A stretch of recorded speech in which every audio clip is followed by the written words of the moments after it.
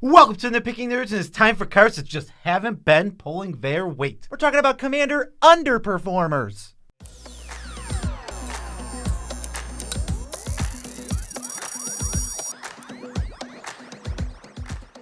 I'm your host, Joe Cherries. I'm your host, Beezy, and that makes us the Nitpicking Nerds. We got daily videos for you, so if you want to support the channel, TCG player link in the description. The best way to do it, you go buy the cards you're going to buy anyway. And then when you check out on the order, we get a kickback, courtesy of them. You pay nothing extra. What? What? You've got to be kidding me. Also, shout out to the sponsor of this channel, Maxfield.com. Stay tuned for the middle of the video with surprise ad. You'll never see it coming, but you will see this coming. Happy birthday to everyone whose birthday falls on today, and happy birthday to all your pets whose birthdays it also is. Yes, and also special shout outs to every one of our patrons, especially Patrick Clank, who this is the video of. Hope you like Underperformers Patrick Clank. You're going to love him. You're going to love him, Patrick. Yes, so let's get into this video. These are cards that we have played with plenty. We've put them in decks expecting one thing or another out of them, and they just didn't live up to expectations. Some of these cards are really good, some of them are mediocre, but in any case, any one of these cases, they don't live up to whatever expectation we had for them. The power levels vary, but one thing's consistent across all of these. They have disappointed us now. Yes, so the very first one is Lapse of Certainty. 2 and a white, counter spell, but instead of putting the graveyard, we put it on top. This is color shifted and 1 mana added to Memory Lapse. Turns out Memory Lapse actually just pretty bad in Commander overall. Yeah. Putting the card on top just is not an efficient answer at all. Decks are way too good in Commander at drawing cards. Every single one of them, you're not getting rid of the threat, maybe not even for the whole turn. It might just be replayed later that turn if it wasn't a crazy threat that they can just go, all right, well, I'll use like my Yawgmoth, put a -1 counter, draw, kind of play it again. It's just like, this just the fact that there's like white counterspell. It's like kind of, sort of. Just because white has one of the worst versions of a counterspell doesn't mean the card's suddenly amazing. Everyone kind of seems to be pointing to the one scenario of like, they're casting Expropriate. They have no mana left. They can't interact. And then you go, put it on top. And then everybody teams up and kills them. And then you're like, Lapse of Certainty is the best card ever. But I mean, I've tried it out.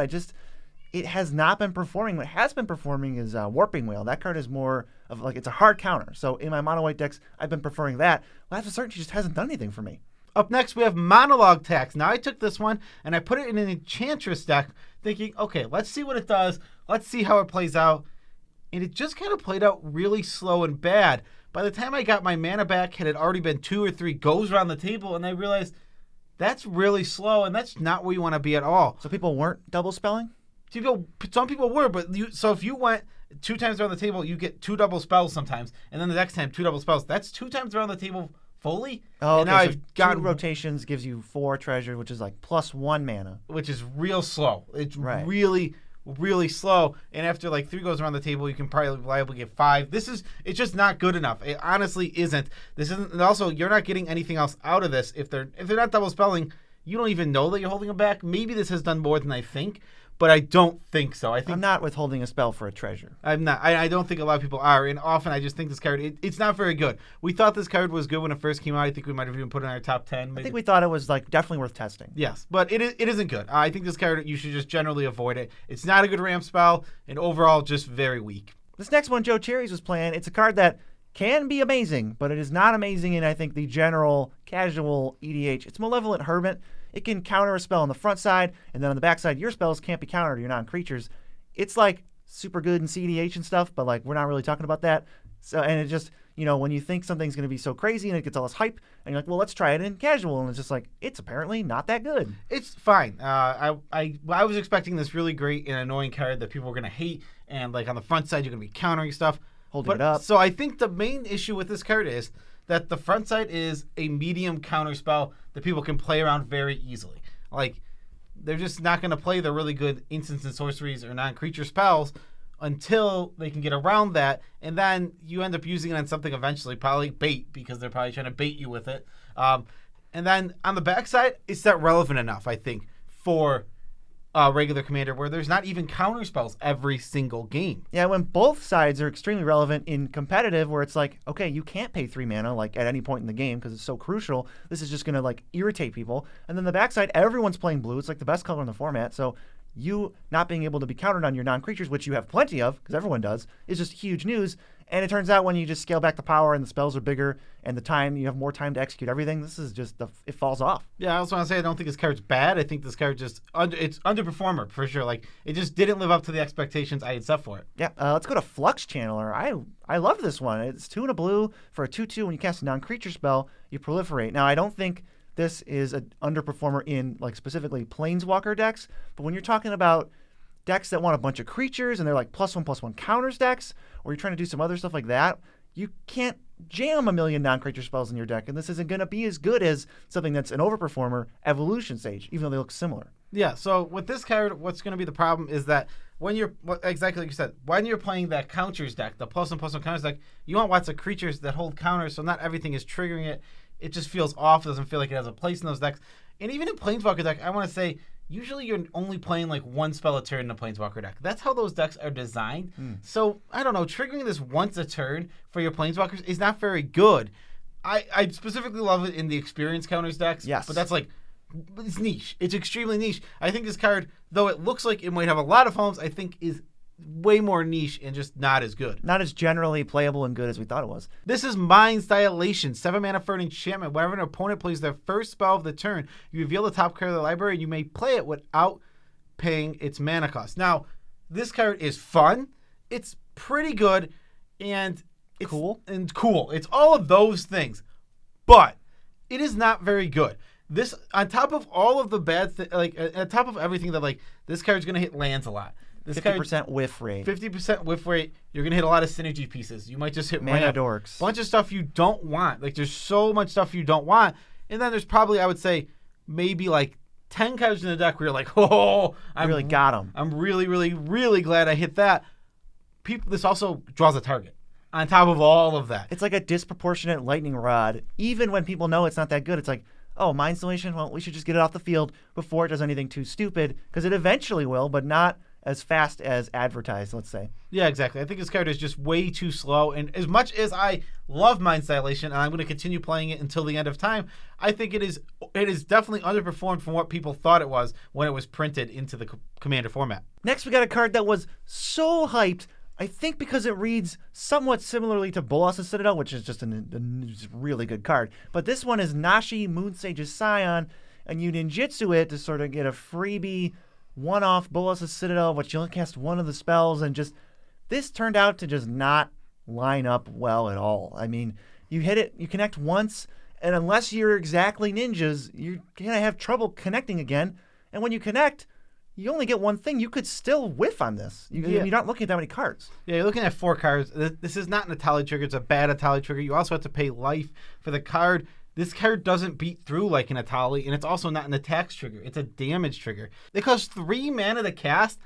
Yeah, sometimes this will sneak through, but not enough. And in fact, as soon as you get past turn 3, you're never going to play this onto a board where it's going to get through for damage reliably. Just not as good as it seems. I mean, it's really just does not deliver. It doesn't deliver at all. I think this card is actually pretty bad in Commander outside of exactly the Ninja deck. Which is so much different from this next one, which is Moxfield.com, which honestly works with any deck because no matter what you're building, you're going to have a super easy, intuitive, and efficient time doing it. You're going to be finished way early. You're going to get to go outside and play, and because you finished your deck so ahead of schedule. Yeah, and if besides anything, if you want to just search up some decks, I was looking for some advice for one of our last pre-con power-ups. I was searching parry decks, and I was just pulling up parry decks all over the place, clicking on them and seeing what they had in it to see what everyone else was doing with their decks. It's so easy to just scan what they have in it because the person who made the deck can just organize by tags or CMC or whatever, and then we can analyze it and look at it just all in one motion. It's amazing. If you're not using Moxfield, go do it. And besides the fact of anything, when you look at other people's decks, you can use all the sorting tools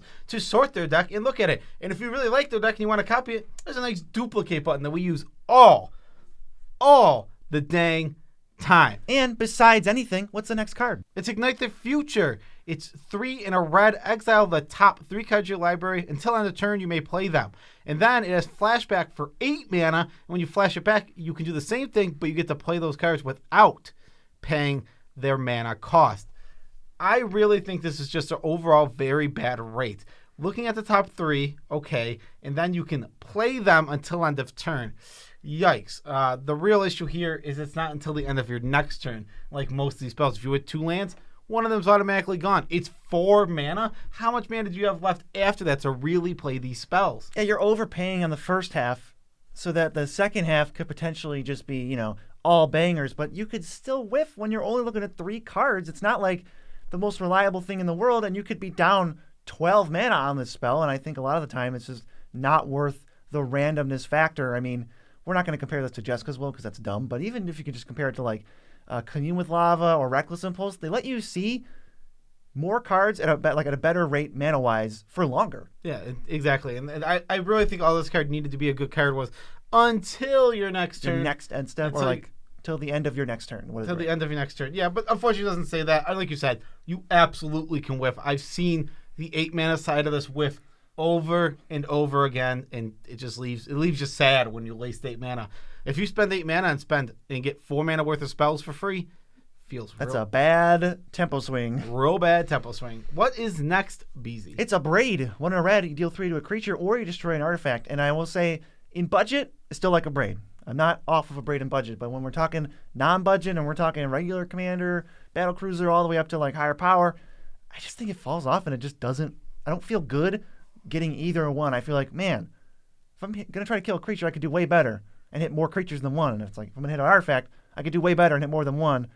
And I don't think it's worth it to marry them on a 1-for-1. I think in general, this card's overall bad. Maybe a mono red. I think mono red, you start lacking options, and this starts to become a decent card. I like it better than like Lightning Bolt. Maybe that's for a different day. Yeah, but like I said, overall, you can just avoid this card. A braid is just it. As soon as you leave exactly mono red, it's like, all right, black gives me a ton of options. Blue gives me a ton of options. Green even gives me a few options. I mean, green and white. You're destroying artifacts and enchantments all day. You don't have to go anywhere near the 10-mile radius of a braid. Yeah, and then when you go to black, you get way better answers for creatures, so you never need this. And then also in blue, you even get way better answers to creatures because you have like your bounces, mind controls. How much better is Resculpt than this card? It's actually insane. Yeah, it's like it still hits the artifact. It still hits any creature. There's no cap on the creature, unlike a braid dealing 3 damage. Yeah, that's a really good point. So a braid, kind of like mono red or bust or budget. Yeah.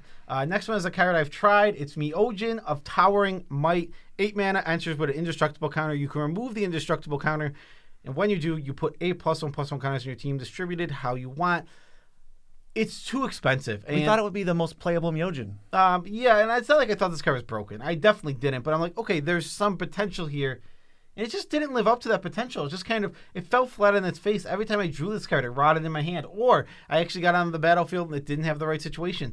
You really, I don't know what situations you need for this to really be that great. It would seem like you had the perfect home for it. Halana and Elena, you could put 8 counters on, and then they're going to put 10 counters on something. And it's like Verder's Gear Hulk. I don't even think that's a crazy good magic card. It might have some specific homes, but that always seems way more scary in your deck than this thing. It is. I think that card is just better than this thing. It's crazy because it just does not look that way. It's the 8 mana. I mean, right. That's all it is. I mean, this card isn't bad. Don't get me wrong. It's not like I'm saying never play Myojin of Towering Might, but in general, I think you can afford to just avoid it unless you love it. Or have a specific home for it. Don't expect instant KOs. If you have a proliferate deck where you proliferate a rat, then I'm indestructible counter. Yeah, yes, that is so good. If you proliferate the indestructible counter, and then the more +1s if you proliferate more times, it gets real silly with that. Up next, we got Apex Altosaur, 9 mana for a 10/10, and it fights something, and then when it's dealt damage, it fights again. So you can just kind of endlessly fight. Problem is, you only got 10 toughness to work with.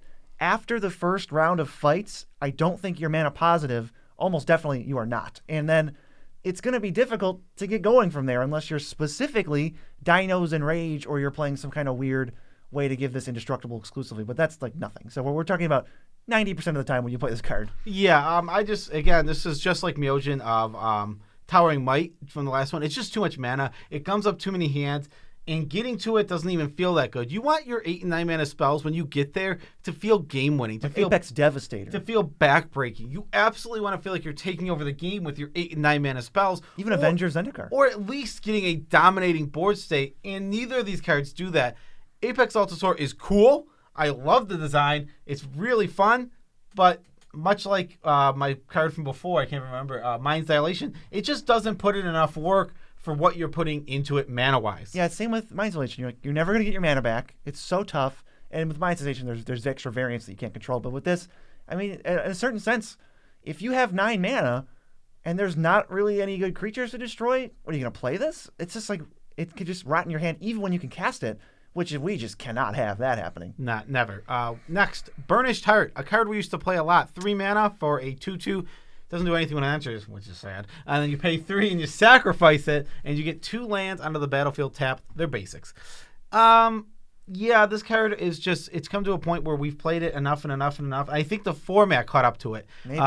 And it just, the format got faster and better and stronger, and the ramp got better and faster and stronger. And Burnished Heart is slowly just it was performing, and then it started underperforming slowly until it's just like, oh, it's just playing really poorly all the time now. As all these, 2-for-1s and cards that just like scoop up random creatures that pop around, like your Soul Shatters. It's like, well, I'm going to fire off Soul Shatter, take out their commander. Oh, your Burnished Heart dies. And it's like, well, that wasn't happening as much before. There's so many extra things now that, you got your Modern Horizons and your Commander Legends and all these new cards that come out. They're all designed for Commander. This wasn't designed for anything because it was from like 2011. So Burnished Heart, I feel bad because it's such a like fair, normal card, but I just don't think it holds up anymore. It's 6 mana explosive veggies, even in your white decks, is just like kind of below par now. Yeah, and every color is just, you don't really need this too often. Right. Yeah. Next is our generous patrons. We love you all as much as we can without making you uncomfortable. Overperformers. Thank you all for this direct support via patreon.com. You're scrolling on this card, and even if you're not scrolling on the card,